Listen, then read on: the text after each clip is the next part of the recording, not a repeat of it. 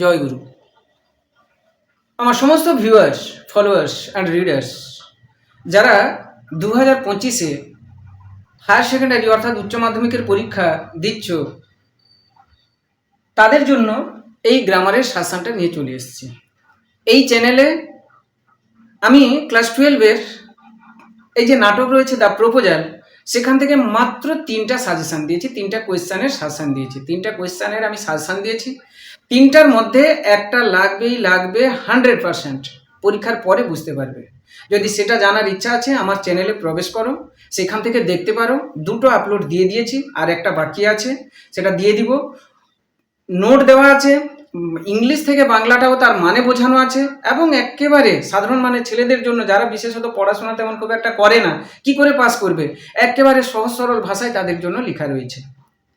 যাক, চলে আসি আজকে তাদেরই জন্য, এইচএসের জন্য গ্রামারটা নিয়ে চলে এসেছি। কি না, দেয়ার ওয়াজ অ্যানাদার লং পোজ, আর একটি বিরতি। দেয়ার ওয়াজ অ্যানাদার লং পোজ, আর একটি বিরতি। দ্য বয়েজ মাউথ ওপেন্ড, ছেলেটি তার মুখ হাঁ করলো। বলা হয়েছে সিম্পল, অর্থাৎ এটাকে সিম্পল সেন্টেন্সে উত্তর করতে হবে। সিম্পল সেন্টেন্সে মানে এটাও কিন্তু সিম্পলে প্রশ্ন আছে, এটাও সিম্পলে প্রশ্ন আছে। এই দুটো সিম্পলকে আবার একটা সিম্পলে আমরা উত্তর করব।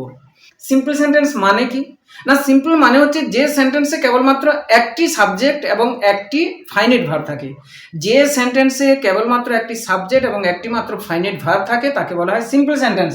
দেয়ার হচ্ছে সাবজেক্ট, ওয়ার্ড হচ্ছে ভার্ব, আর বাদ বাকি হচ্ছে অবজেক্ট। তো সাবজেক্ট আর ভার্ব আছে, একটা সাবজেক্ট একটা ভার্ব, মানে এটা simple sentence. The boys mouth open, the boys mouth এটা হচ্ছে সাবজেক্ট, ওপেন হচ্ছে ভার্ব। তাহলে একটা সাবজেক্ট একটা ভার্ব আছে, তাহলে এটা হচ্ছে একটা সিম্পল সেন্টেন্স। দুটো যে সিম্পল সেন্টেন্স আছে, এখানে দুটো সাবজেক্ট আছে, দুটো ফাইনাইট ভার্ব আছে। আমরা উত্তরের সময় নিব একটা সাবজেক্ট একটা ফাইনাইট ভার্ব, কারণ আমাদের সংজ্ঞা হচ্ছে যে সেন্টেন্স, এই যে বললাম কেবলমাত্র একটি সাবজেক্ট এবং একটি মাত্র ফাইনাইট ভার্ব থাকে তাকে বলা হয় সিম্পল সেন্টেন্স। তবে এতে এক বা একাধিক নন ফাইনাইট ভার্ব থাকতে পারে, আবার নাও থাকতে পারে। আসি উত্তরে। দেয়ার ওয়াজ অ্যানাদার লং পোজ, আর একটি বিরতি।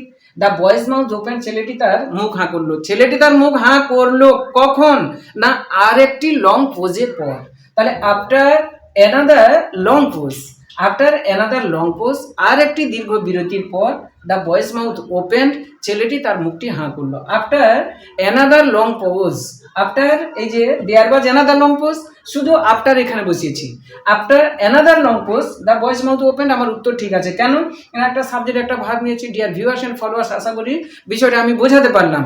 তো এই ধরনের নিয়মগুলো জানতে হলে, rules and regulations, tips and tricks, কীভাবে উত্তর দিবে, এই সমস্ত বিষয়গুলো জানতে হলে, প্রসিডিওরগুলো জানতে হলে আমার চ্যানেলে কিন্তু আসতে পারো।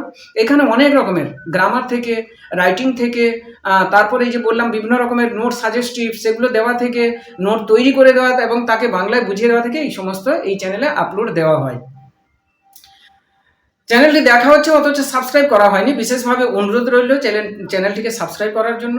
অলরেডি যারা সাবস্ক্রাইব করেই ফেলেছো তাদের প্রতি থাকলো অসংখ্য অসংখ্য অসংখ্য ধন্যবাদ, এবং কোনো দিক থেকে ভালো লাগলে একটা লাইক দেওয়ার জন্য আবেদন থাকলো, এবং কিছু জানার প্রয়োজন হলে তেমন কমেন্ট সেকশানে কমেন্ট দিলেই আমি কিন্তু রিপ্লাই দিব।